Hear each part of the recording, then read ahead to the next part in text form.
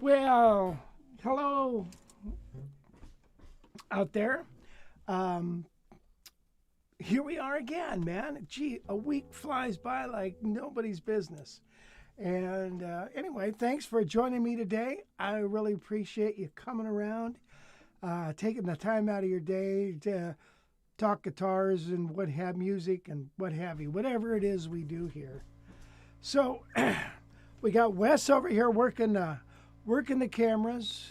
Say hi, Wes. Hi, Wes. Attaboy. And then Gail's working the message board. My son-in-law is up on the roof roofing the house. My daughter's inside taking care of her little grandbabies. This place is a busy place. So we painted our house. We got new windows. Now we got a new roof. So we should be good for a couple months. So anyway, that's what we've been doing. And there you have it. So remember, this is your show. If you don't ask questions and requests and what have you, then you know what? It's kind of boring. So jump in and let me hear what's going on. Mick Max says, hi, Rich and family. Hello. And then to see Seema. Hello. Jim Rolfe. Hello, Jim. Jim, I've got this guitar, wherever it is, right back here. And Jim brought me this guitar on my birthday. It was in the repair shop by my friend Rob, working on it, and he drove it all the way up for me. It was real nice. Thank you so much for my birthday. Had a great birthday party, by the way. Great birthday party all day with my great-grandson, or my grandson, and then all the family. And then it continued into the night. And we made a big dent in a whiskey bottle. So it was kind of fun. Andrew, good morning. Nice day here in New Jersey. Sweet. And Kim, I haven't seen you in a while. Nice to hear from you. And Mark Larkin. Thanks, Mark, for joining us. What's the question there, Wes? Should the bridge on an Archtop guitar typically align with the center points of the F holes? Well, that's a problem on this one. There ain't no F holes. Yeah, in generally speaking, yes, it should somewhere be in the vicinity. So you got to move it around a little bit to make it right. Set the high E string, set the low E, with your angle and see if everything matches up. You might have to do a little compromising, but for the most part, it should line up pretty good. So this is my Howard Roberts black Epiphone, and you know what's funny about this guitar? I looked at it today, and look at it. This pick guard is out of alignment. It needs to move over just a hair, so I have to loosen that up, and so it's out of adjustment. And it made me think, I wonder if I got a thing in here. It made me think, how many times has you discarded a guitar because it didn't play right, it didn't play good, or it buzzed, or whatever, and you got to say to yourself, it was just out of adjustment. Really, you got to adjust your guitars. They move around, they do funny things, and so you wouldn't sell this because this is misaligned, would you? No. But the same thing, you know, sometimes with the neck, you gets buzzing and stuff. Like right now, this guitar is buzzing. And what has happened is the top, because I took out my little humidity bottle and I noticed it's pretty dry, and I thought, well, so the top is just not as fat as it should be, so it's kind of gone down, and so it's a little too close on the fretboard, so I can raise it up. So that's what happens, you know what I mean? They just get out of alignment, and then you got to realign them here every once in a while, and you're good. By the way, that was Take the A Train, and I've done that song a million times. But one of the things that we're going to do with that song is we're going to talk about the second chord of the song, the D7, and we're going to talk about how to put a treatment onto that chord.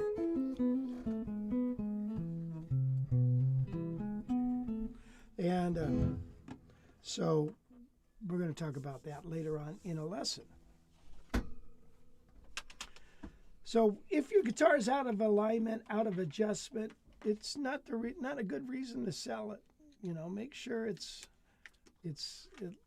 adjusted properly, humidified properly, and then you'll be good to go. Whew. There's a question here from Mick Mac. Rich, how and why did you start playing guitar? Why? Well, why was because back then everybody was, because it was Surf City. Well, I played piano when I was 5, so I wanted a guitar for my 12th birthday. I think it was. No, my 13th birthday. I wanted a guitar. I had always had guitars, actually, from when I was a little kid, but they were the harmonies, and they were totally unplayable. So I wanted guitar lessons because I knew there was a value in taking lessons. Because I took piano lessons, so I thought, here's what you do: you take guitar lessons, right? So I wanted guitar lessons and a guitar, and so my mom took me to Ernie Ball Guitar and got me signed up with guitar lessons, and I got I forget the model number. It's a Gibson acoustic guitar, which you rented, and it didn't play with beans either. And then my birthday's in October, that Christmas, I ended up getting a 64 Fender Telecaster. So it must have been 64.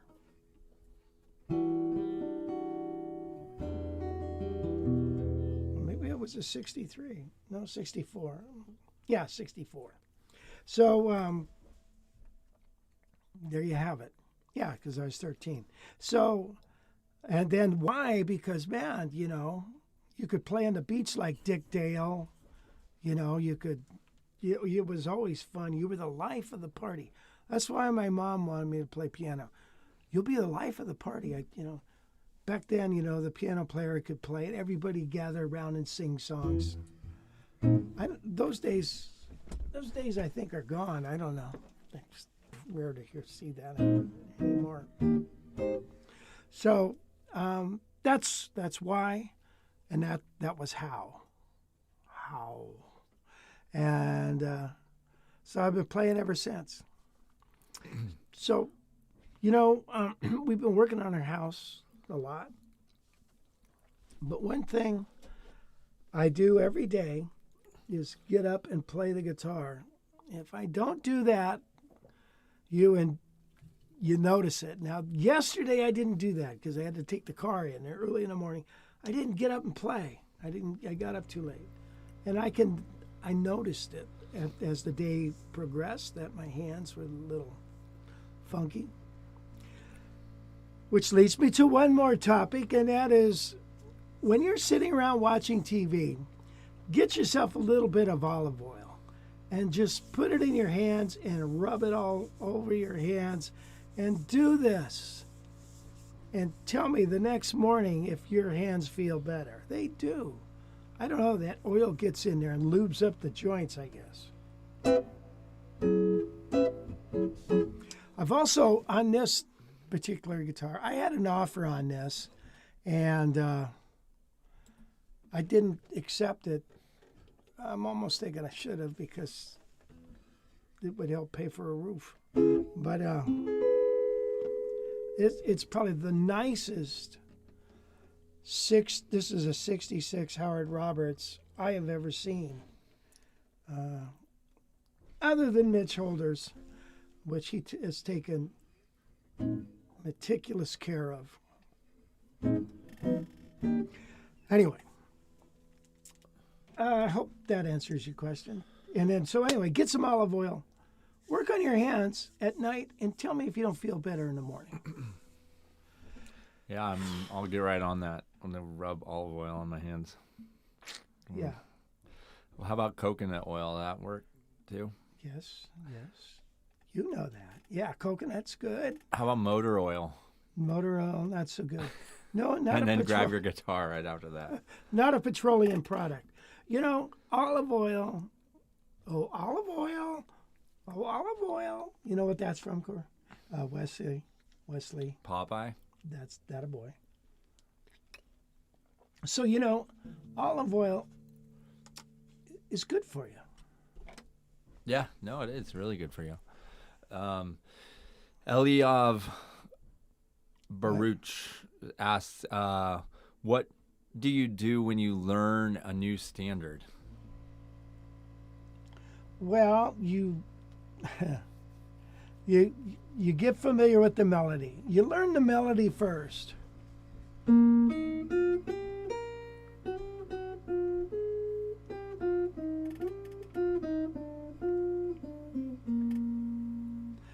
You learn the melody, and then you learn the melody in several places, maybe in even some different keys.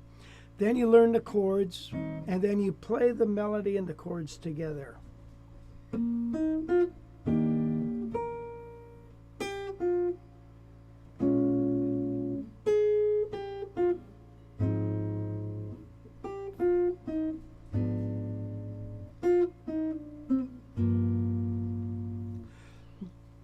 Play the melody and the chords together as they're written on your real book, and then there you have it. After that, then you would work on substitutions. Now, if you can't remember the melody, immediately start learning the lyrics and listen to some recorded versions of the lyric, okay? Because essentially what you're doing is playing the lyric. It's not the moon that excites me, or the doom that ignites me. Oh no, it's just the nearness of you. Whoop, you. You know what I mean? So you learn the lyric, and then I think you're good if it's got lyrics. So then, once you learn it, then try some other keys. Learn to play it in a couple other keys. And a reason why you want to do that is you want to see how that melody relates to each chord. Okay, and if you can follow those simple steps, you can learn it very quickly. What model? Explain that guitar real quick for fan Archtop was asking which model. Oh that is. yes, this is a Epiphone, 1966 Howard Roberts. Howard, it's built on an L4 format, so it's a spruce top, mahogany, I think, sides and back. It's hard to tell. Mahogany neck. And this particular one has a rosewood fretboard. This has an ebony bridge, which I put on this because it's so pretty, isn't it? So you know, the custom, I think, had the little dealy bob in there. So the old 5 foot. So I put that on. I had one of those. Johnny Smith pickup. Speaking of Johnny Smith, Cool Cat says, it just came to my attention that Herb Ellis used a custom preamp while touring. In the 50s, he endorsed Ampeg JS35, Johnny Smith 35 watt. Sometime along the way, turned from P90 to humbucker. Mm-hmm. Well, a lot of guys went, you know, the humbucker was created because it didn't hum. So that's why a lot of guys went to it. It wasn't necessarily for the sound, but because just to get because it didn't hum. You know, you take a P90 and you go to some different auditoriums or different clubs, and the power is weird, and you're just like, holy crap, this thing is humming like crazy. So, you know,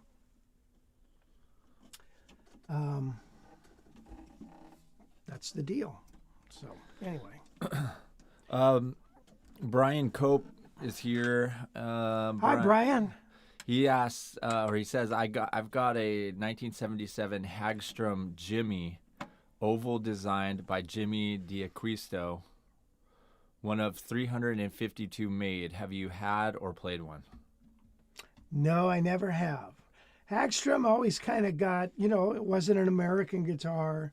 So, you know, I don't know. It just didn't do it for people. So, where were they made? Hagstrom, I think, is Sweden, isn't it? Sweden or? Sweet. Yeah. That's probably a pretty cool guitar, though. Yeah, they're pretty too. They're pretty looking guitars. One of 352 made. Yeah. Yeah, that sounds like a keeper. Kim asks, what humidity level do you aim for in your room? I try for 45% relative humidity. I think that's good. 40, 45. I can't humidify my room. So what I do is I have a little thing of water in the closet where I have guitars, but every case I have a little pill bottle with a sponge in it and holes drilled in the top, and I just wet that sponge. It's a cheap way to do that. 2C Ma said Tiger Balm they use in martial arts after hand conditioning, good for skin, joints, and bones. Agreed. I use that all the time. Tiger Balm with DMSO, and then that pushes that in. Now, you told me not be careful because, you know, DMSO is a powerful thing. And so, you know. Isn't it like a paint stripper or something like that? Well, it was, I think, yeah, it's some kind of thing like that. Or something? Yeah. No, I don't know, but from what I understand, it's a horse liniment that they use. Is that the word, liniment? Not ligament. I don't know what that. A horse ointment that they use when horses strain their muscles. So they put that on them, and it helps them. So, yeah. So that's what That's what I use. So anything DMSO, what it does is it pushes whatever you got on the top in. Now I don't know if Tiger Bomb's good to push in, but it is. It seems to really help. Try this olive oil. All right, so you got also you don't want your hands to swell up, so ice them. Ice them as hot as cold as you can stand it for a couple of minutes, and then as hot as you can stand it. And boy, that makes your joints feel good. Then use a little olive oil, rub your hands. It's great. Hands feel very good today. Do you use like a flavored olive oil, like a garlic? Yeah. No, Biscott asks, Rich, is there a guitar that you have sold that you wished you could have back now? Tons. All of them. One that I sold, and that's the bummer about L5s, is I had like I think it was a 68 or 66. It was L5 with the pointed cutaway. I really liked that guitar. That was really nice. And, when you got a guitar that is an expensive guitar at the time, it's an expensive guitar, and you look at that and you need money, so you sell it. So the other thing is a 62 175. Wish I would have kept that, even though it was a love-hate thing. But I've had several recently over the past few years that, boy, that was a real nice one, and I let it go. But, and that's like this Elf, where'd it go? The Howard Roberts. I look at that and I think, man, that's one of the nicest Howard Roberts I've ever seen. Do I really want to sell it? So, the problem is you got to sell them to get something else. So you get your eye on something else and you sell it, and then you think, oh, shoot, I wish I would have kept that. My very first Gibson Sirius electric guitar was the Les Paul, 62 Les Paul, which was the SG with the sideways vibrato. I wish I would have kept that one, only because of it's increased in value so much. And it was a rare guitar at the time. But I remember I put that guitar on layaway at the music store and paid on that thing until it was paid off. And that was a happy day when I got to take that guitar home.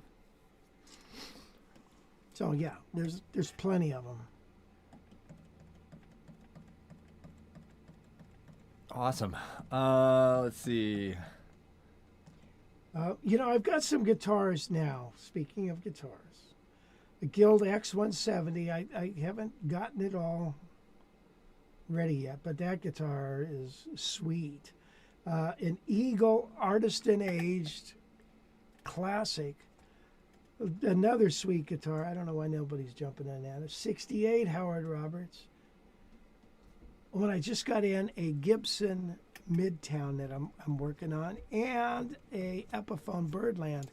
And Gail was playing a video today, this morning, of me playing, and I asked her, what guitar is that, as I was walking by?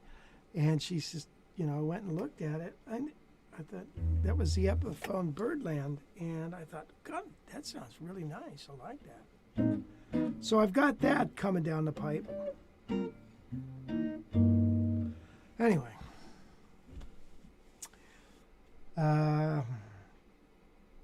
so that's what's happening.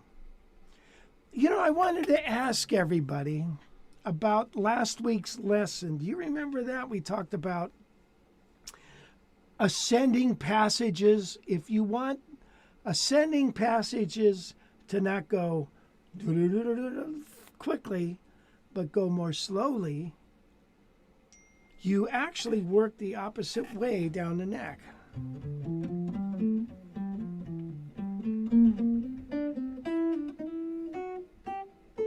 So going this way.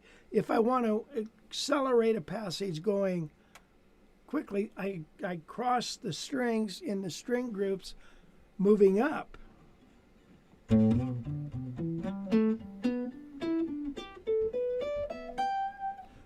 know, whatever you're doing, it's just a general deal. So likewise, if I'm playing a passage and I want to descend slowly instead of going across all, that's 2 octaves there, and you blow through a lot of notes.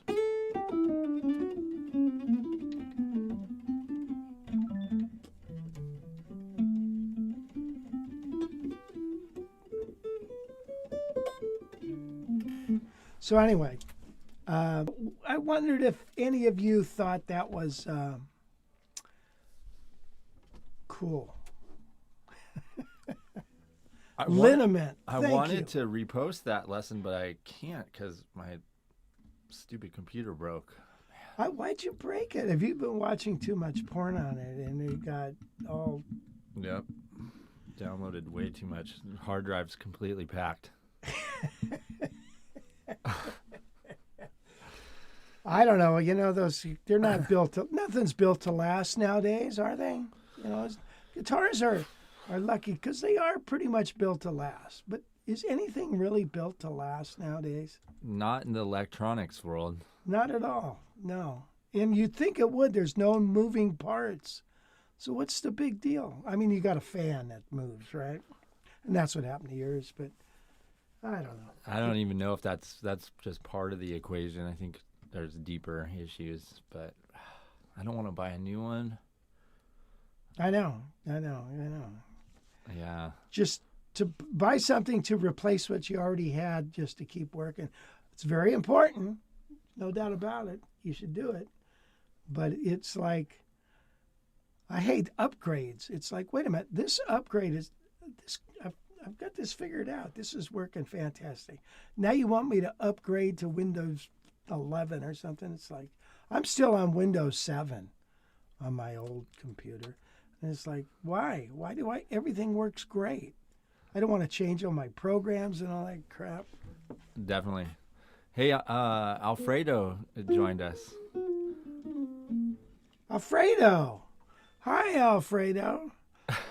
Boy, just your name makes me hungry.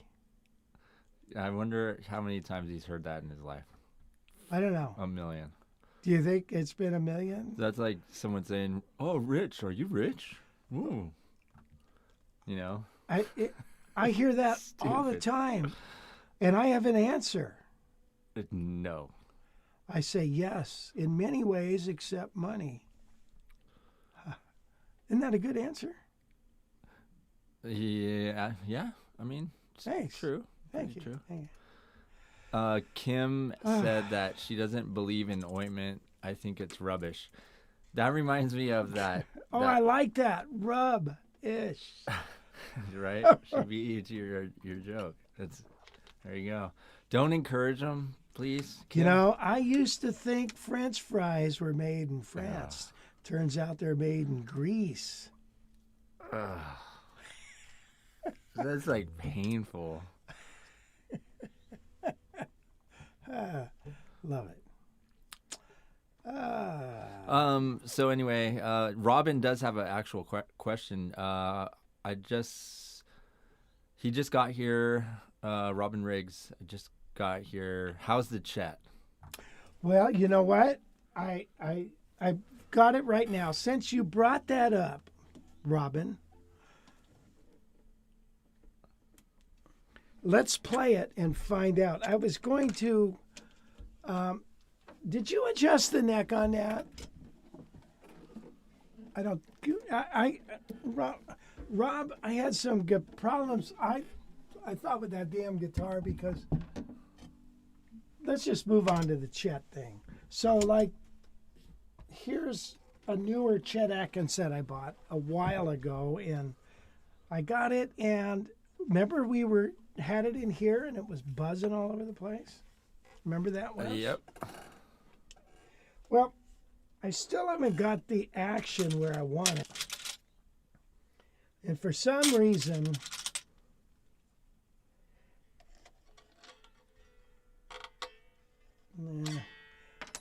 anyway, before we started today, I was trying to find the right wrench to this damn thing. Yeah. But anyway, yeah.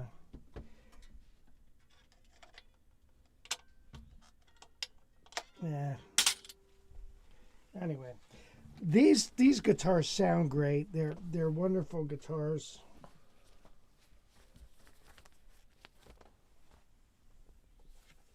And let's check it out, Rob, because I haven't had a chance to check it out. We've been too busy playing Homeowner.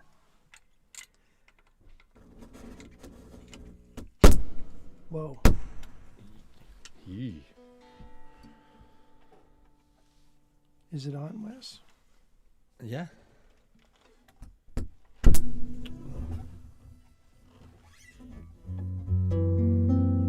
Ooh, sweet. Oh, yeah, you know, when I first got into this guitar, or not this one, but it's actually this one.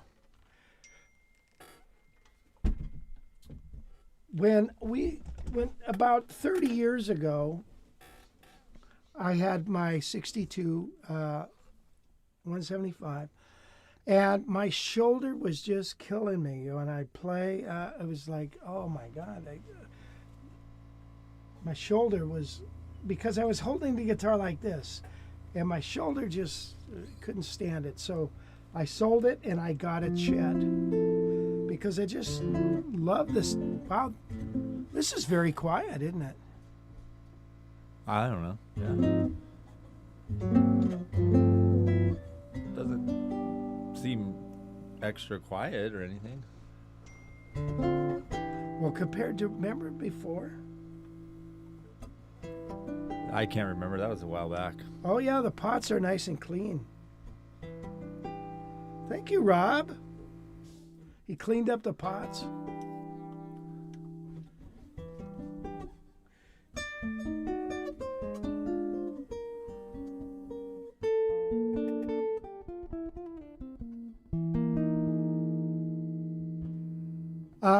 Here's a nice little tune. I'll play it on it. I Love You, Lord.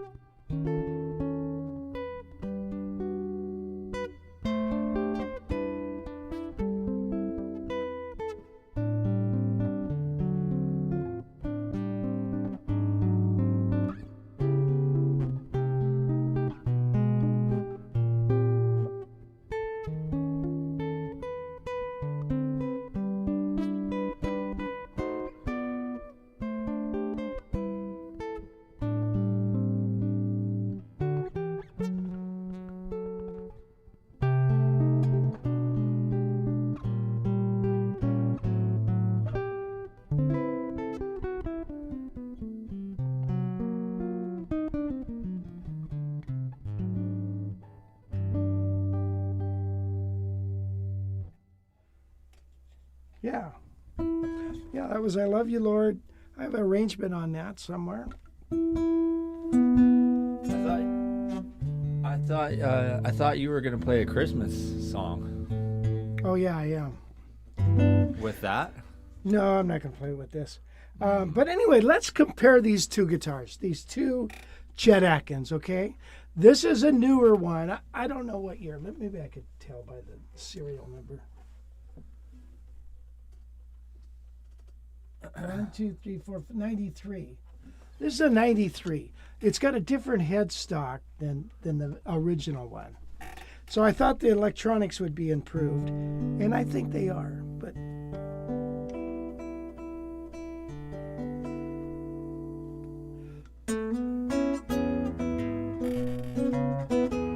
I logged in hours and hours of gigs with this guitar, and people love it. Nylon string speaks to people. And it's like an orchestra sound.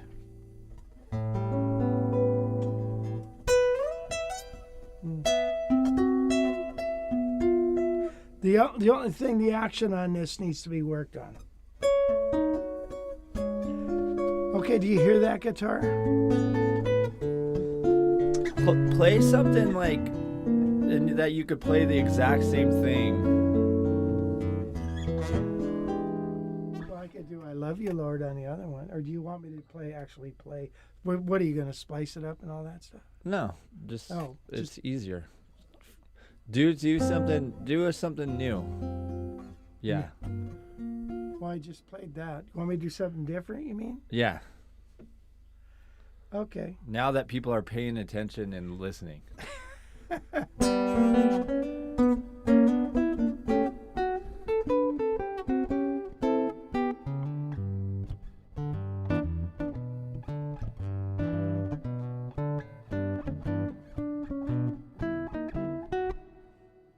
a minute.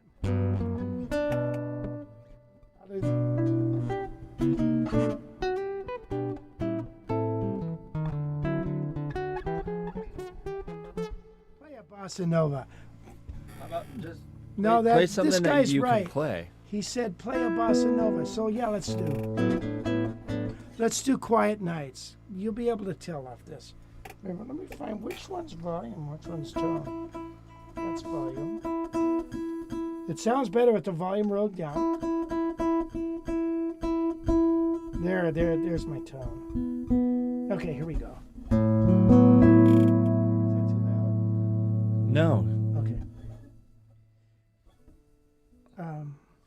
But play something and don't talk, because I'm going to kill your overhead mic so we can just hear the guitar. Okay.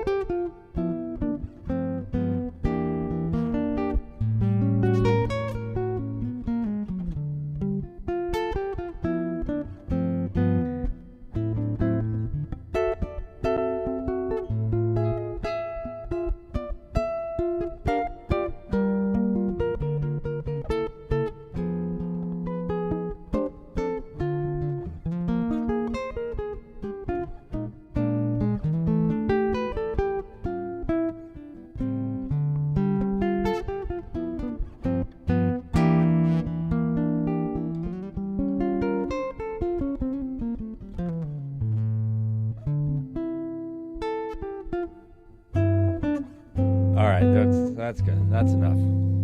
Rap. Say what? Rap. Rap? That's a rap? Rap. Okay. All right. So now, Rob, I was noticing here, Rob said, love to share how much, I don't know. Where'd it go? He said he didn't mess with the electronics. Oh. Or he said didn't mess with the setup, only the electronics. Yeah, gotcha.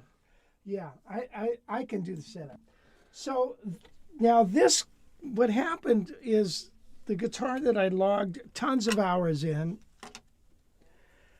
you know, like 1,000, well, 10,000 probably. This guitar. I bought a Chet Atkins after my shoulder went down.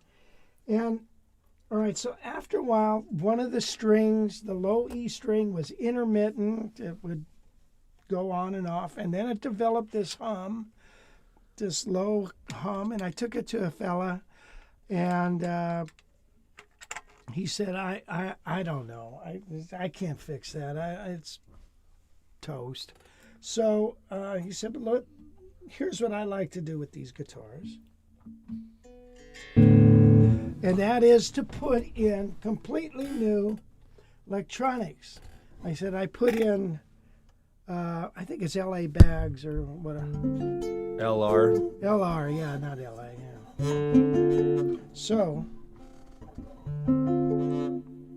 that's what's in this. I think it's good, but I don't know. Wait a minute, let me down this. Roll the high end off that, Wes.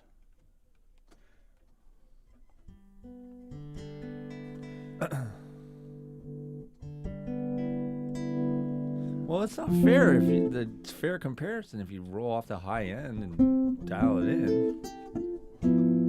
Well, okay, well, put it back to where it was then. I didn't adjust it. I mean, because I'm adjusting it here, you know. Right. So I'll play the same song. All right, do it.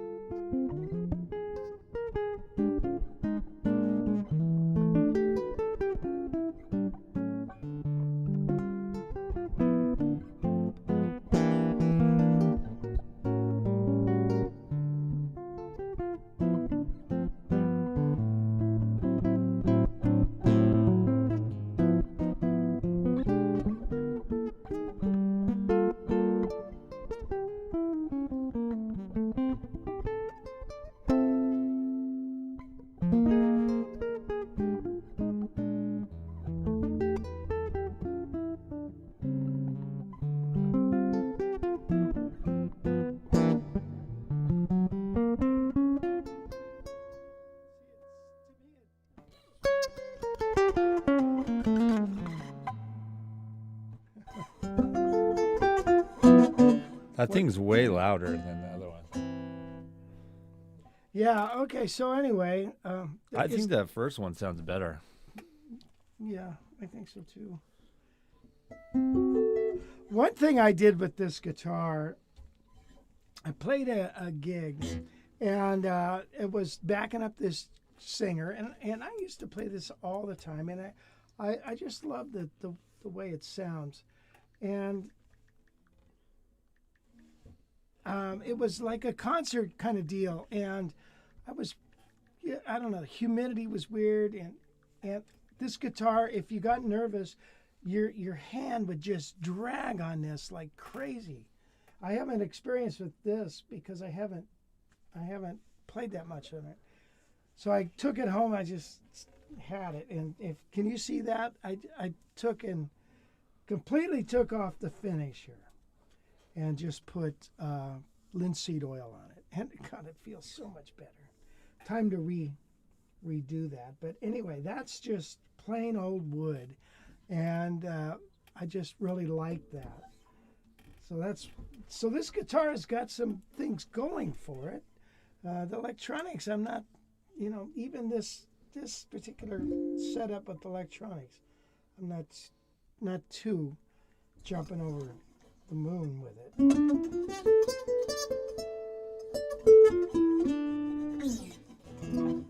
So I still have the old electronics. Rob, maybe you could fix the old electronics. Put it back in there or something. Anyway, there it is, the two comparisons of Chet Atkins. This one is a 82. So 82.93 on that one there. So I have, now the other thing, you know, action affects tone like nobody's business, you know. So especially on this guitar, this is so low, it's like, look at how low that is. Can you see how low that saddle is? It's like extremely low. It's crazy low. So, but it plays like butter, baby. So that's important. Okay, enough of that. Yeah, moving on. Move on. There's some other questions. Next. We Yes.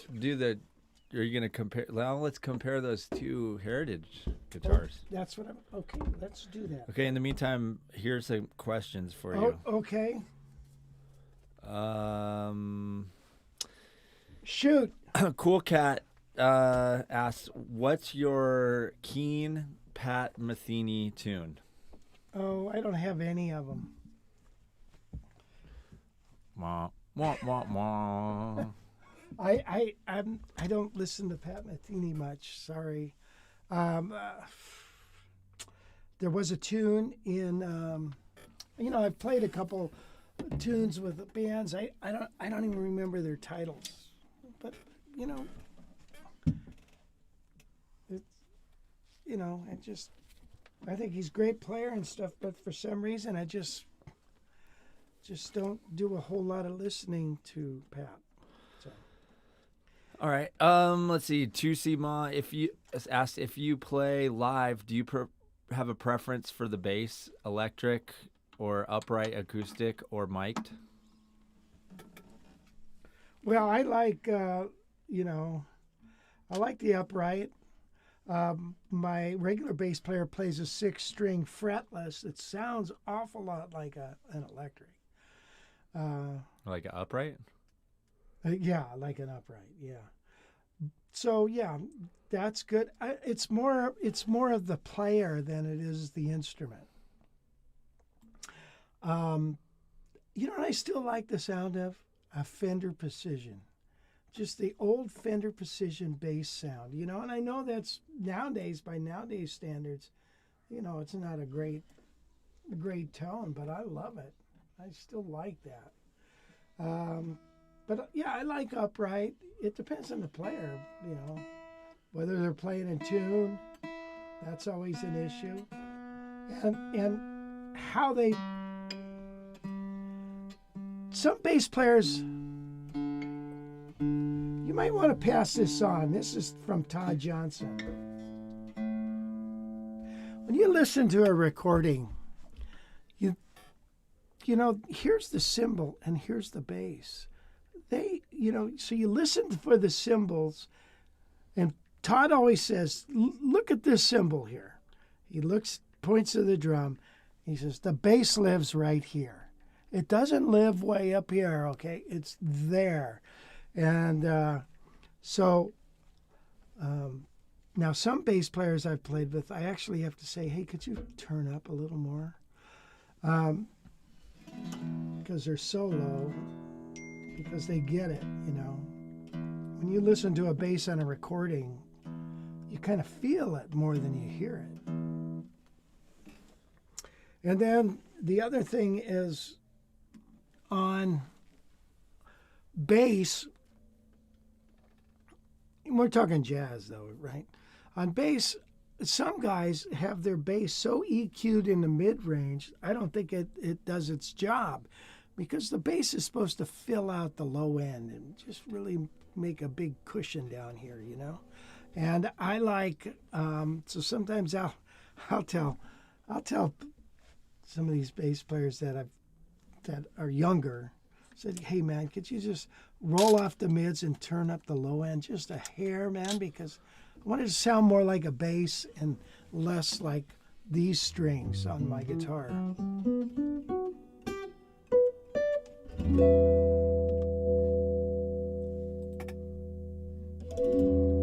Is there a vibrato? Does that sound like vibrato? Anyway, so there you have it. Is there anything else about that? No, but there's one quick question here. Rich, what's the quickest way to build a basic level jazz vocabulary that can be quickly incorporated into improv playing? There are many important things, but which to focus on more at the beginning? What? Say that again. Where's the question? I can't see it on there. It's way up there. Oh, okay. All right. What's the quickest way to build a basic level jazz vocabulary that could be quickly incorporated into improv? Well, any song can be quickly turned into improv. Certain songs gravitate towards easier improv than others, you know. So I would start sticking with some of the more common standards: Autumn Leaves, Satin Doll,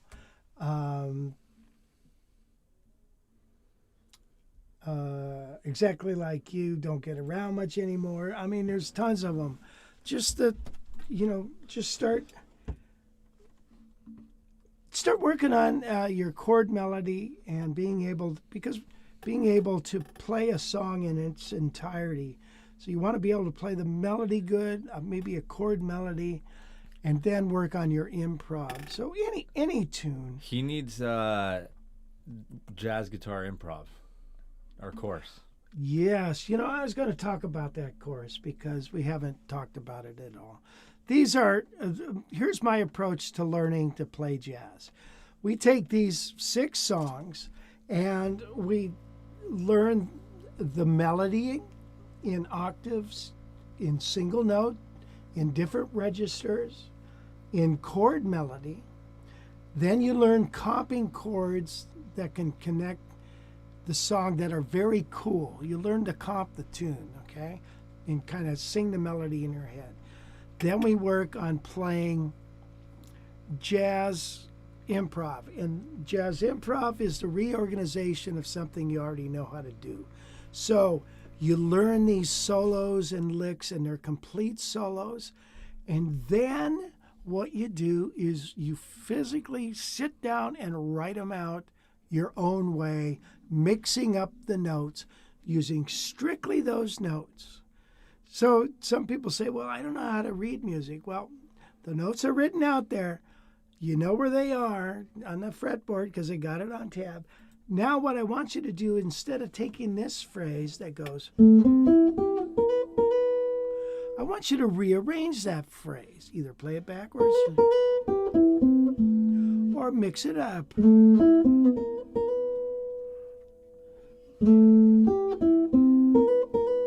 Okay, wherever it comes out on your guitar, I want you to write it down.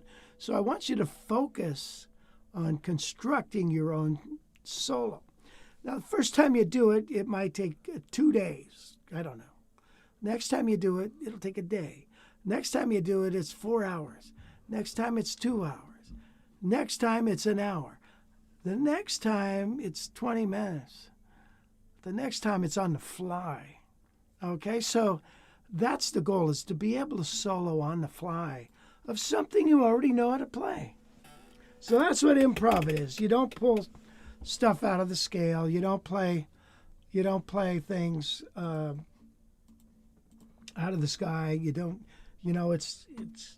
it's not always scale based. It's line based. So,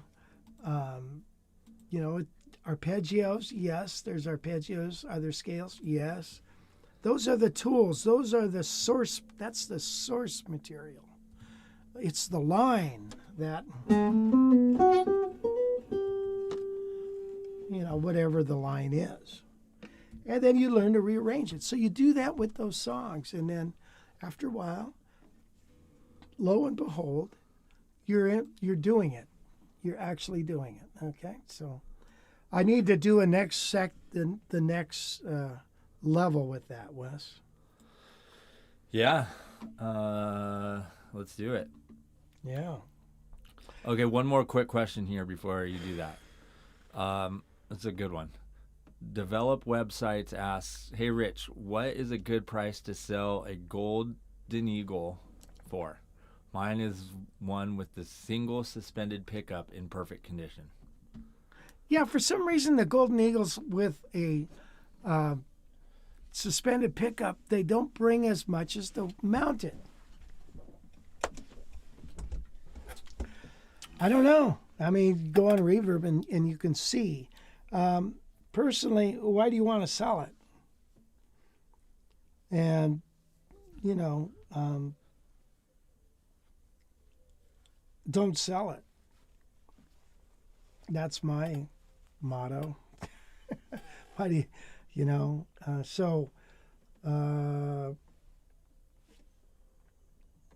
you can, you know, I don't know if I've had several of them and they go quick. They got their own sound. They're great.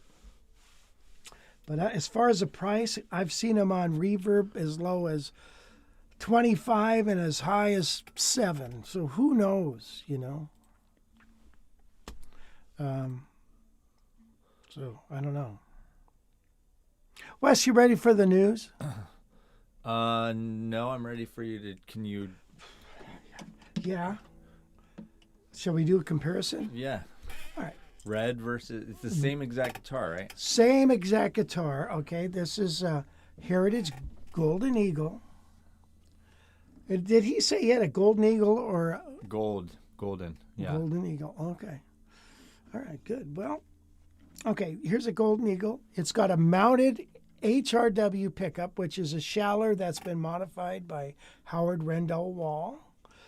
Exact solid top, maple sides and back. This is exactly like the other one. And but even within the models. And by the way, look at this pickup. See what I did with this pickup? Can you see the angle of that pickup? Yeah. See how it's right? We're getting the front of the pickup closer to the neck. I think it makes a throatier sound. The pickup is raised off the top. And let's hear this pickup. What song should we play? I'm going to back this off to 8. I'm going to back the tone down.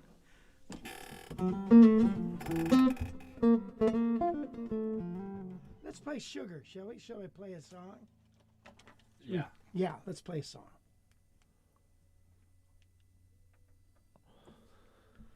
Let's see. Uh-oh. What? Oh, it's not. There it goes. Now it's loading. Hey, is that Kirby? Hi, Kirby.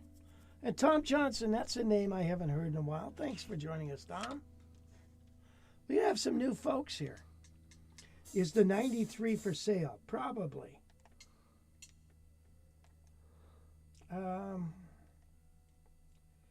Okay, here we go with the song Sugar. You have to adjust it. Gotta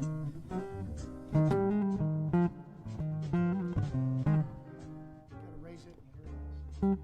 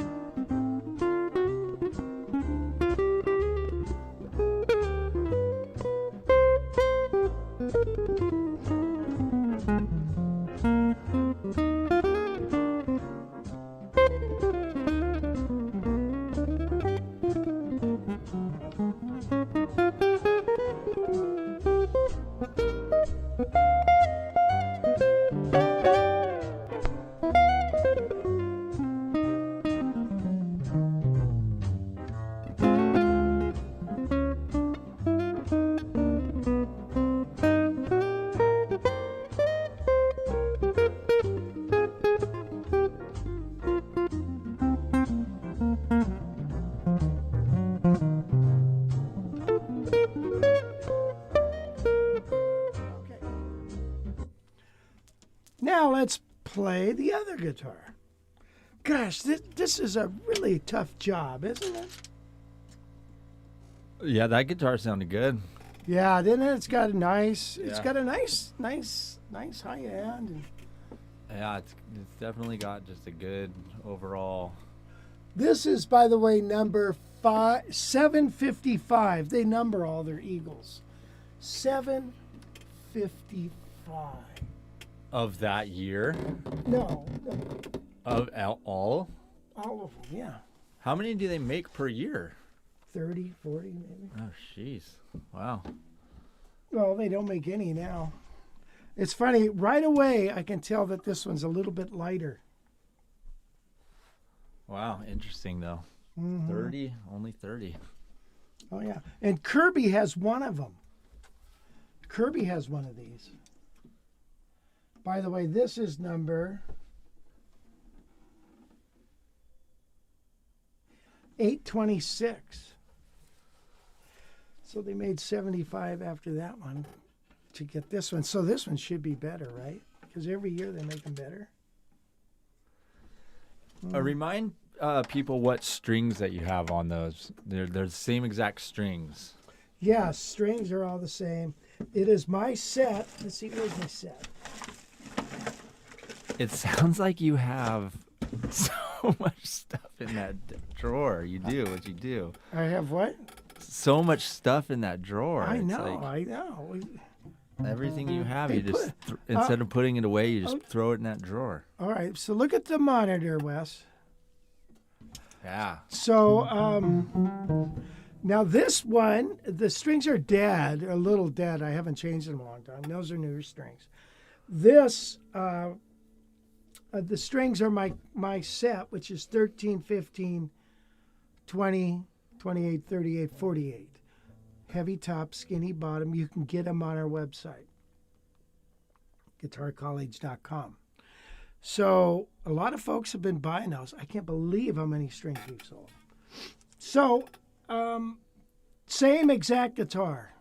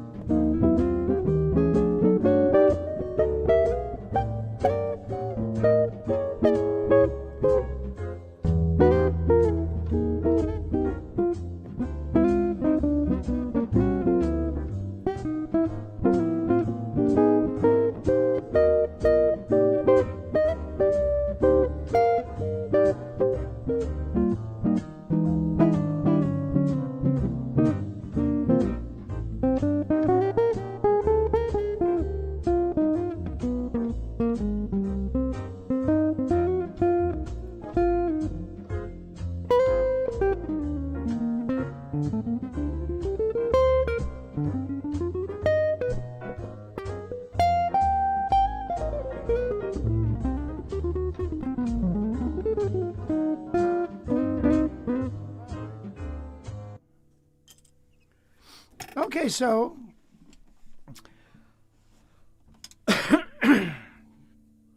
Roger Flood says right away, I like this one more. really, Timothy Neufeld, second guitar, much smoother, mellower. Fernando Cotto, interesting. I kind of preferred the first one. Jasper, second one, sounds better. Don't know why, though. And Cool Cat says, smooth as melted butter. I like the first one better. huh? Yeah, But I think, maybe the strings are just dead on the second one. So if you well, that could be, so it wasn't a fair comparison, I guess. But play the red again, asked Micmac. play the red again. What am I, a shoe salesman? Can I try those red pumps on again? That was funny, wasn't it? No, that was the opposite of funny. That was sad almost. Yeah, this guitar is really beautiful, and it's like I said, I've had several of these. They all sound different. I don't know why, they just do. It's just the nature of the beast. All guitars, even within models, are going to sound a little different. They just do. So, whatever. But, you got knobs on your amp, you know that? And you can adjust the tone with the knobs on your amp. That you can do that nowadays.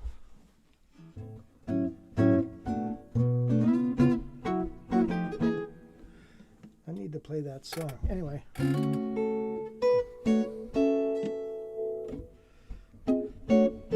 This has got a thinner neck, which I like. Remember, the Heritages were all built by hand. They have a template for if you've ever seen them carve the Archtop, they have one carved out and they kind of trace the old one, with a machine, and then it carves this one. They do something like that. But the necks are all put together and then they're shaped, and everyone's a little different. So, anyway, let me play a song because it is getting to be Christmas. And believe it or not, it's going to be here before you even know it. And you're going to be going, what?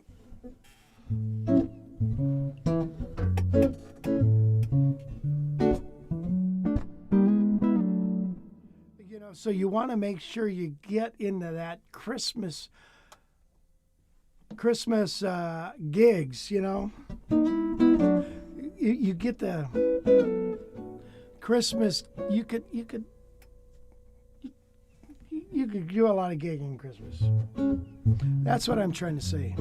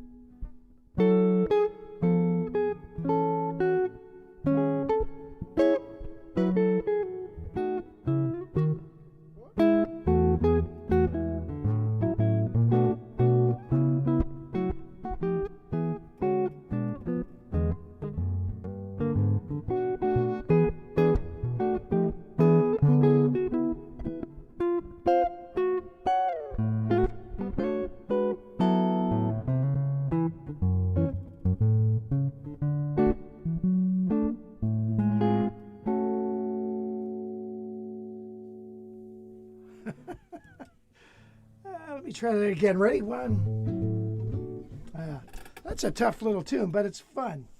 So, yeah, time to get started on those Christmas tunes. What did Gail say? I think the red one sounded better when playing with a keyboard player. Sunburst has a deeper, more mellow tone. Good for a trio. Good point, honey. Here's a question for you.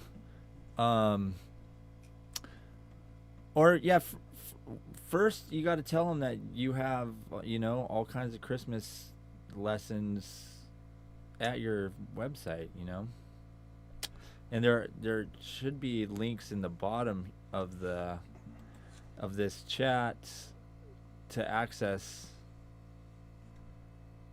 these links. Okay, I have these lessons. We need. have a lot. I'll say it. I took care of it, buddy.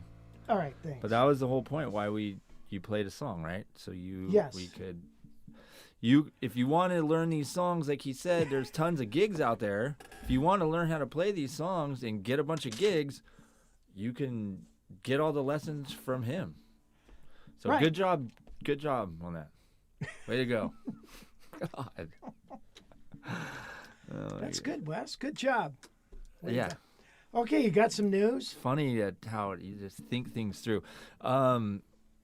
No, I do, but there's a question here. Hi, Rich. Would you choose an ES 175 or Heritage 575s in terms of quality? I know tone is subjective, so just on construction.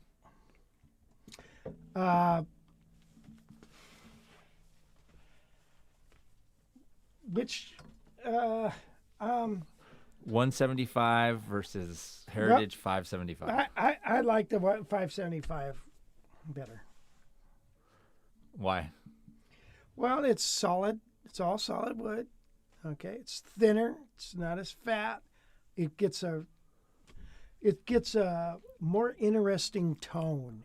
The tone on a 175 is dark, but the high end, I don't like it that much. So, Okay. Sweet. Osvaldo said he loves the Chet Atkins and how much.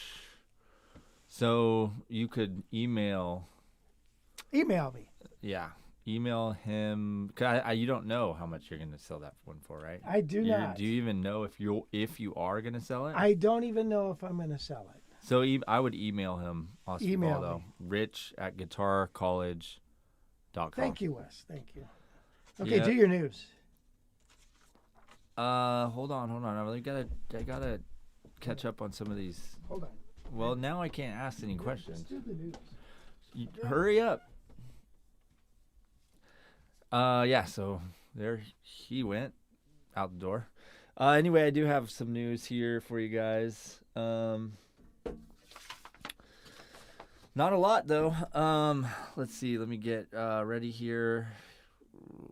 Am I ready? Yeah.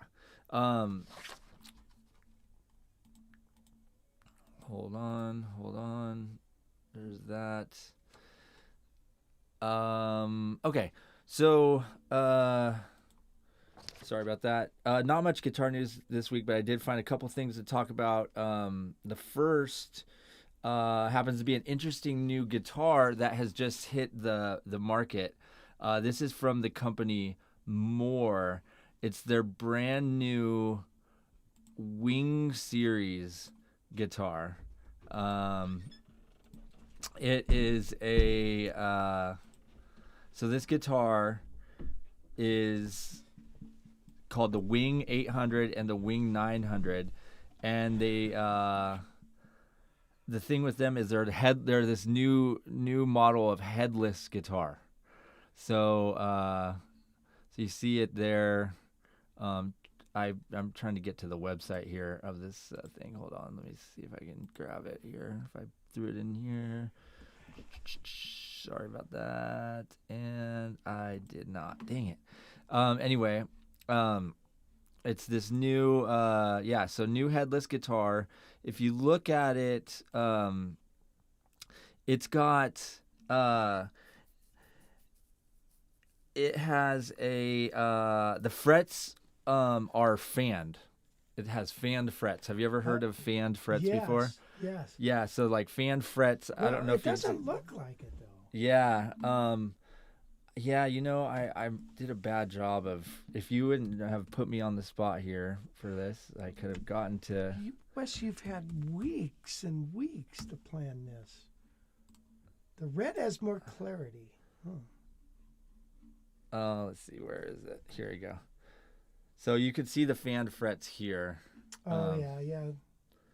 So you see how the frets are like kind of tilted one direction as they go towards the body of the guitar, they get more and more tilted. Right. So that's a fanned fret thing. Apparently that has to do with makes it sound more in tune. And then it's also supposed to be a little bit easier to play because you know how your fingers kind of get all, as you get higher up, your fingers kind of curve. So it's apparently, it'll stay sounding in tune longer or better. And I've seen other ones fanned a lot more than that. Yeah. In the low end. So fan frets are big with like the metal guitar guys because they're just ripping on them so much. But anyway, get this. So this guitar is crazy. It's got this GTRS intelligent guitar system in it, which makes it super high tech. It basically has all kinds of electronics and processors built into it that you control with the app on your phone. So this particular, see that knob right there that's glowing right there? Yeah. That's called the super knob. Oh, nice. And it gives you access to 11 guitar simulators, 126 effects, 40 drum patterns, 10 metronome variations, and an 80-second looper. So wow. you put it, you use your phone with it as well. So you kind of have this app going on. So yeah, it has all these electronics built right into it. And it has a battery inside that you apparently charge up like a cell phone or a laptop. So charge it up and you get 10 to 12 hours of using all those crazy effects. And then on top of that, the Wing 900, which is the beefed up model, has a built-in wireless system. So it comes with Really? the receiver. That's nice. Right. So you just carry around this little receiver, plug it in. Now here's another cool thing. This guitar is selling for $1,070. Wow. That's cheap. Right? Doesn't that seem like a good deal? Yeah.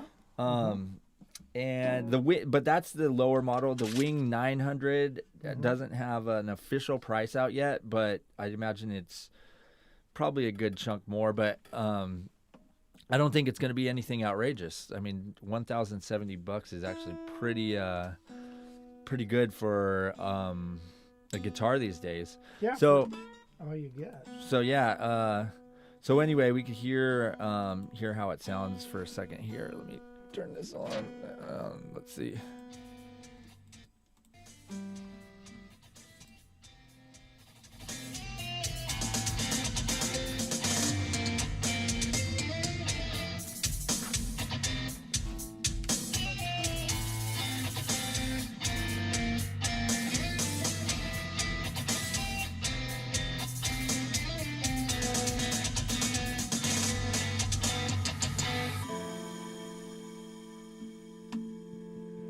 So yeah, anyway, it sounds not bad, kind of your typical, electric guitar.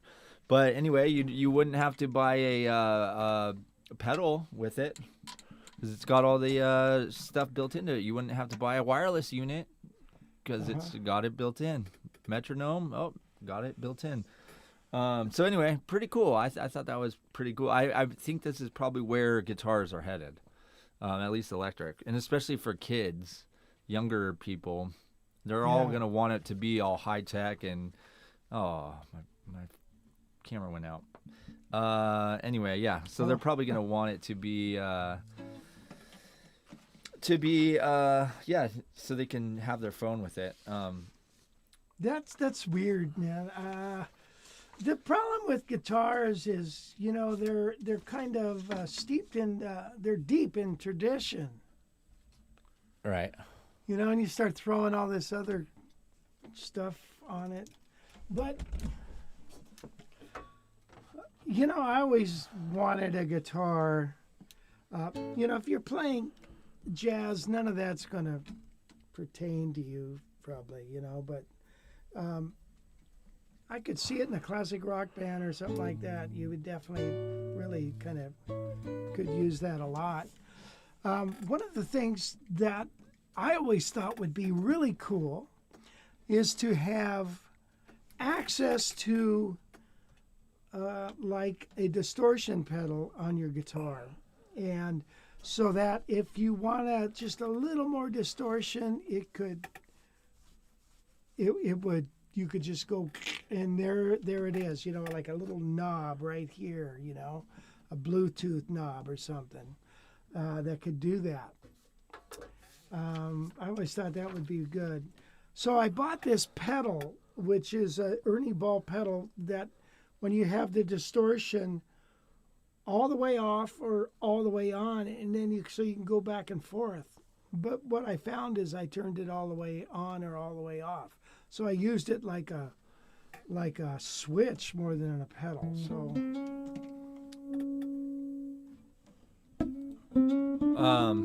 anyway, I have one more story here. Okay, good. I'm sorry, I didn't know.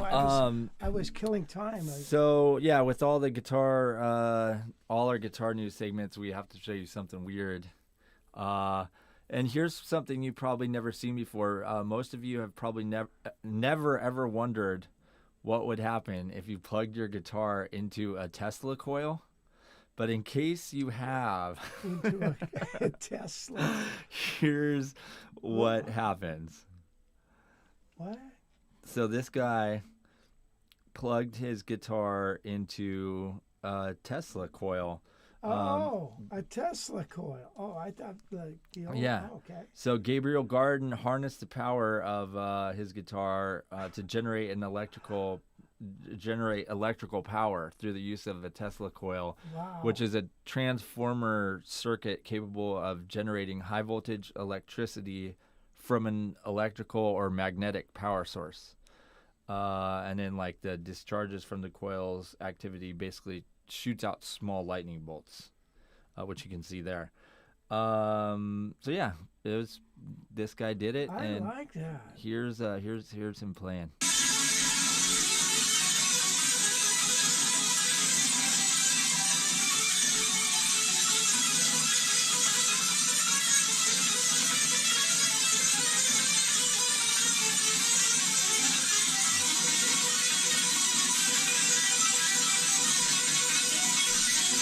Yeah, pretty weird, huh? This one right here shows it too. Can test the coil. Let's go.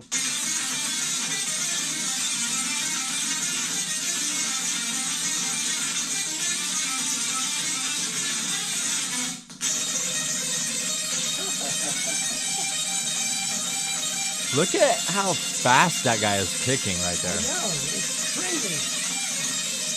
That dude is, his hand is. Anyway. I don't know how you can do that,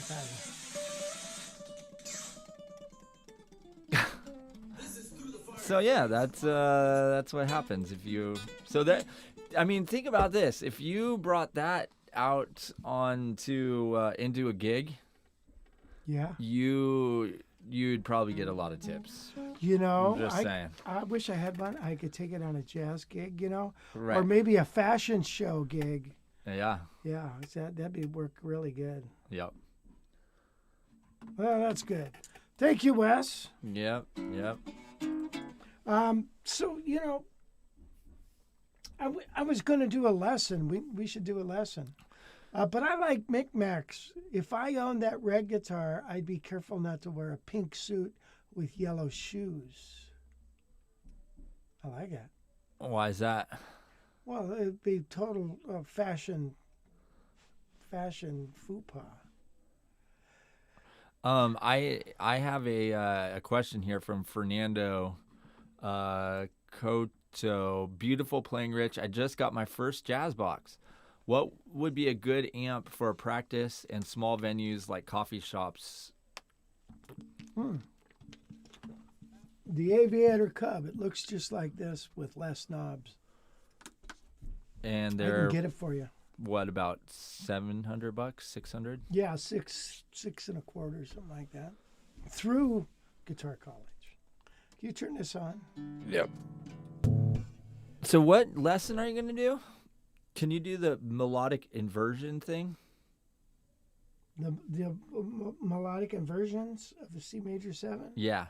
Or the arpeggios melodic minor? Do the other one. Okay. The inversions. Okay.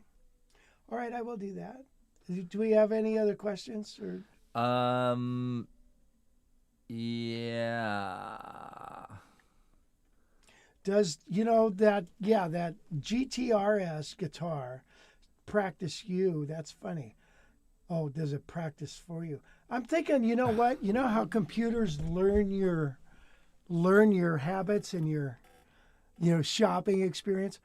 Would this guitar learn your licks and then just automatically start playing them over certain? Now that's a good idea.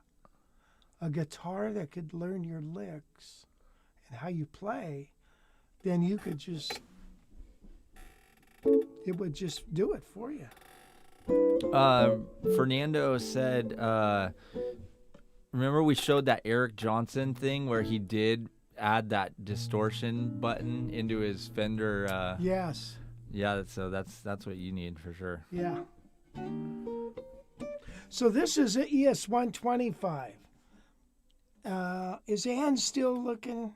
Ann still on there? Anyway, this is like a 175, except it's 50 less of something. It's actually dollars when it originally came out. These are hard to find. A 125 with a cutaway. All right, this is a early 60s.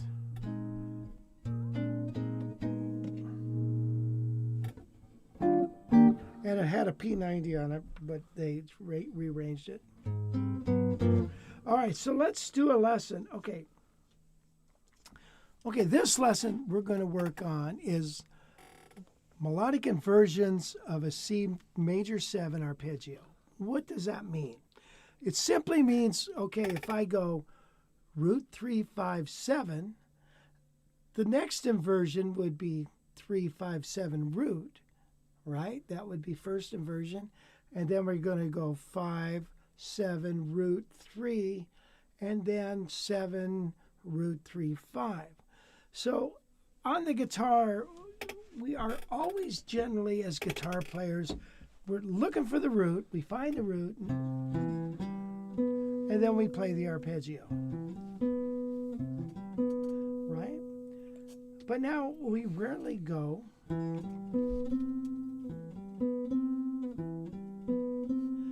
Okay, so this would be, here's root position. So I call it melodic inversions because these are chordal inversions when I go root and then 3, something like that. All right, so here we are. Okay, and then,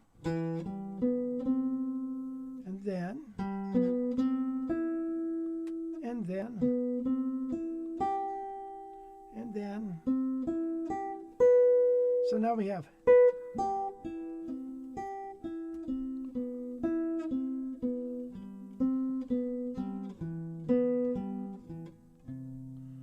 Okay, really simple, isn't it?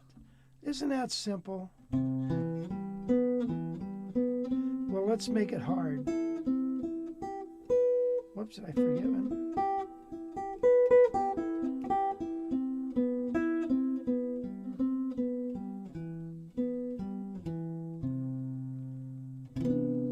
This guitar, Ann, well, never mind. Stick around, yeah. So now what I'm going to do is transfer this to string groups. You notice this is string group 5-4-3. So we're going to just stick with 5-4-3.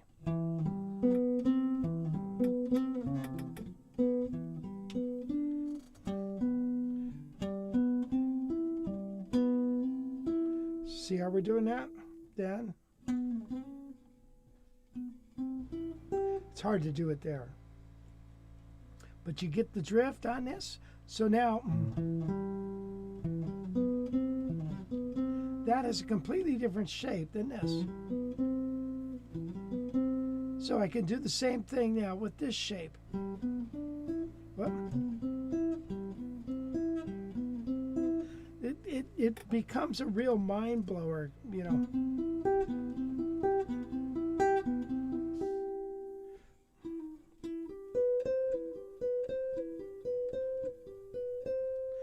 And likewise.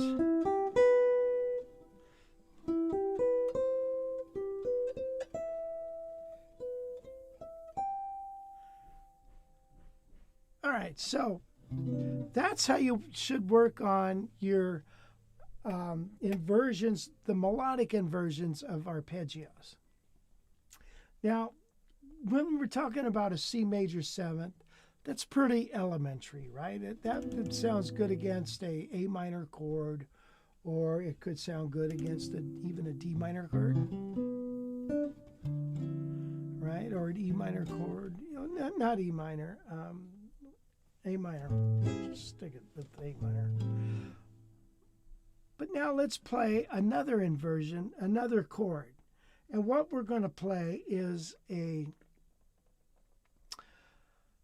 it's a C augmented major 7. So we're going to sharp the 5th and we're going to play major 7. And why would we do that? Well, the second chord, for instance, in the key of C, the 2 chord as a dominant sound, or 5 of 5, is D9. D9 is like the 2 chord of when I just opened with. That sound there, that, right? So that is playing, going to the 5th of a dominant chord, 1, 2, 3, 4, 5, and playing a melodic minor.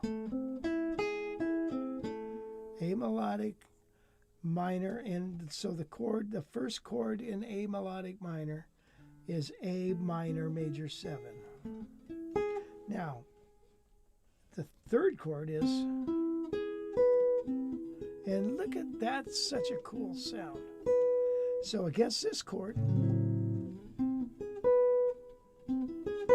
doesn't that sound cool?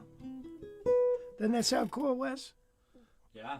All right, so now let's look at those inversions. Or I could go. Next would be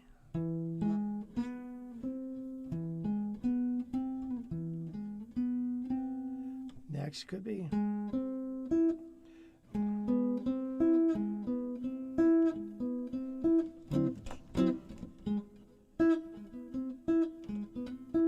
or next inversion.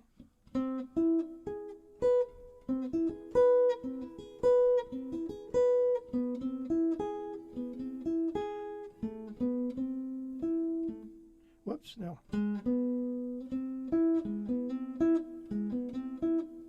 Next inversion. Next inversion.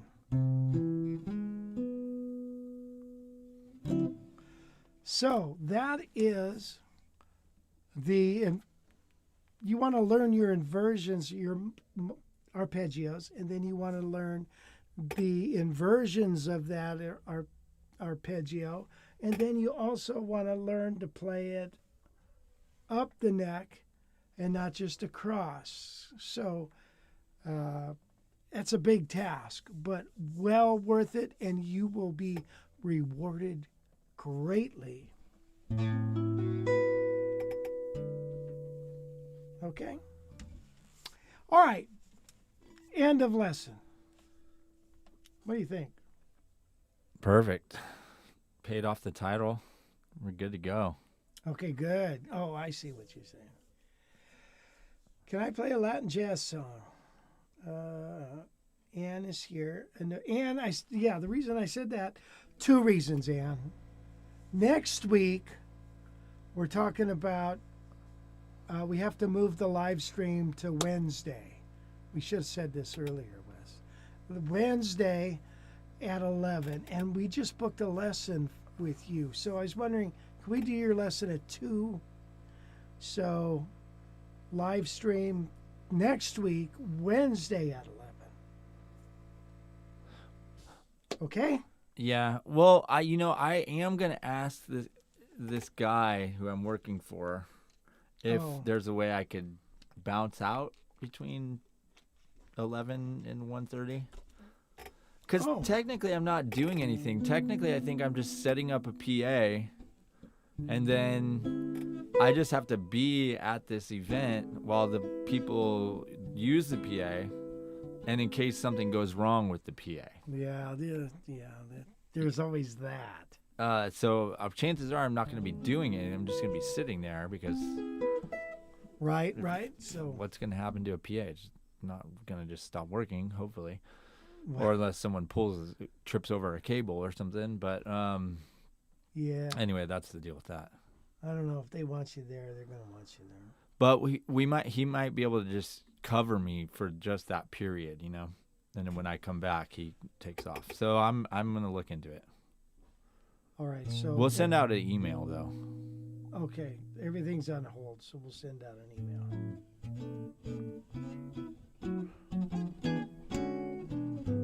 But you might want to just move that lesson anyway to 2 if you could. Yeah. Just in case, How about next Friday for our lesson? I'll have to get back to you on that, but I'll email you, Ann. I probably shouldn't have brought it up on this live stream, but I'll email you on that. Somebody had a request for a Latin jazz tune. Is that right? Yeah, I think that was for Osvaldo, I think. Yeah. Okay, a Latin jazz song. And then we're probably going to wrap it up after that because it's the time has gone. It's 12:44 and we've been going for an hour and 40 minutes. And so if you have any other questions, get them in now. Now is the time. And we'll answer them before we bolt out. Yeah, this is Wave.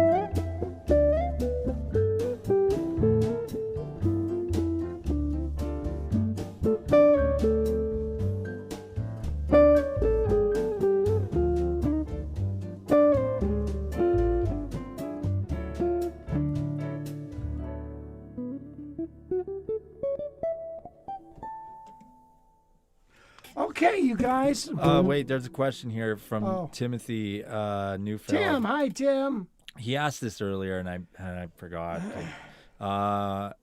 Have you done much with Ibanez guitars? Speaking of Pat Metheny, I'm wondering if Rich has done much with Ibanez guitars.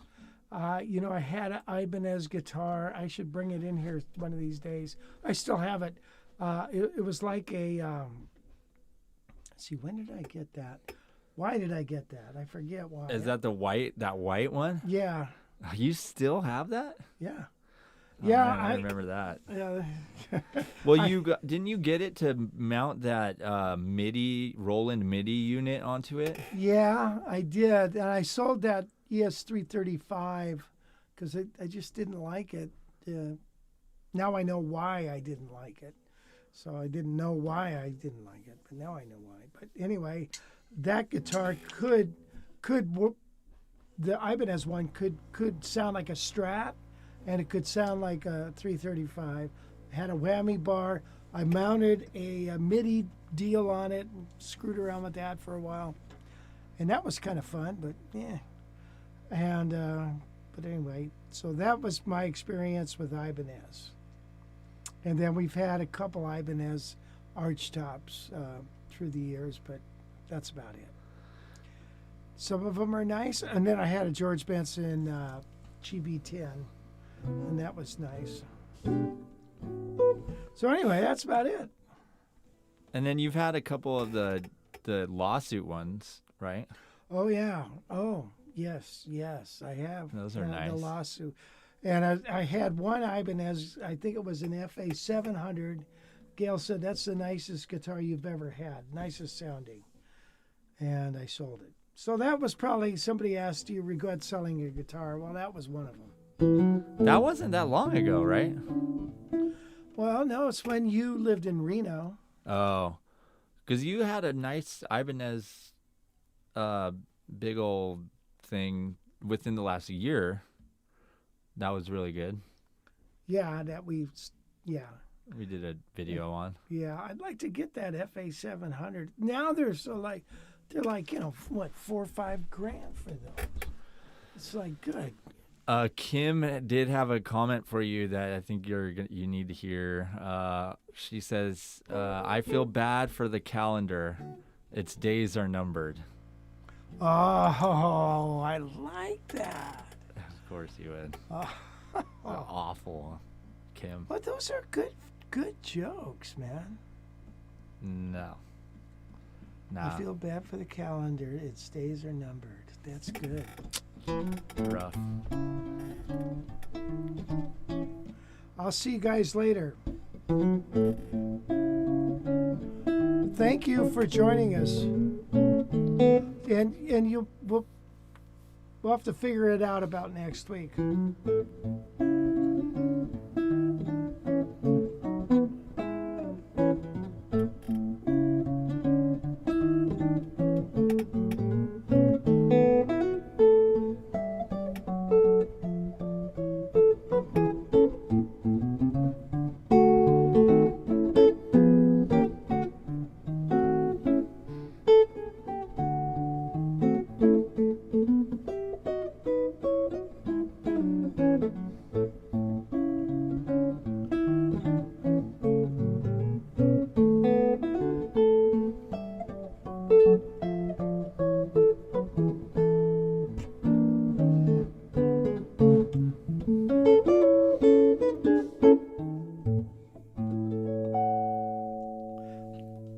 We'll see you later, Aunt B.